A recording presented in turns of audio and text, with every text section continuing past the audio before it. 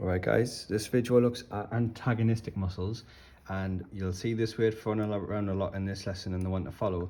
Antagonistic means essentially opposite pairs, okay? So thinking like salt and pepper, you could class them as antagonistic in that they are opposite but they come as a pair. Antagonistic muscles produce movement around the joint. So terms that you may be familiar with is biceps and triceps. So biceps would be this part of your arm and triceps would be the other side. When the biceps are working, the triceps at the back are relaxing. And when the triceps are working, I'm locking my arm out. Okay, this very outer part of my arm here is quite tight, but this part here is a little bit softer and not working as much. It's relaxed. And that's an example of an antagonistic muscle.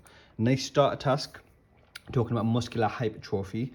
Again, put that in the definition if you're not sure what it means, but I did put it on here because it's a commonly asked questions.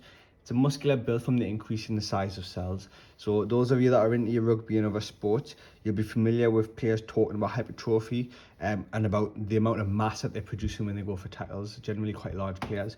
But you can also get hypertrophy in more lean athletes. Key point, and please write this down, muscles can only pull and cannot push. If a muscle pushed, it wouldn't be particularly good and it would lead to injury, okay?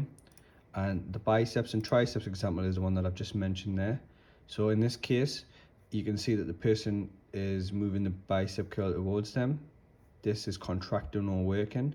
As a result, the triceps are relaxed. And if they're relaxed, sometimes you may feel like they feel a little bit flabby or a bit loose. That's just because the biceps are working. When you go to straighten your arm and lock your arm out, you'll notice that this tricep is contracting and working hard, and the bicep is relaxing. Again, antagonistic pairs. Your main task, just to highlight what you need to do here, is you've been given so we've said obviously biceps and pairs with triceps, but there's other pairs that work in opposites. So when I'm working my chest, my back is resting and it goes all the way down. I'd like you to make a short storyboard or cartoon strip to describe the use of the antagonistic pair you're talking about. One common that a lot of students like to do as well is the calves and the hamstrings. So they're at essentially the back of the leg, and when one's working, the other's not. And you can link that into ballet, gymnastics, and all sorts.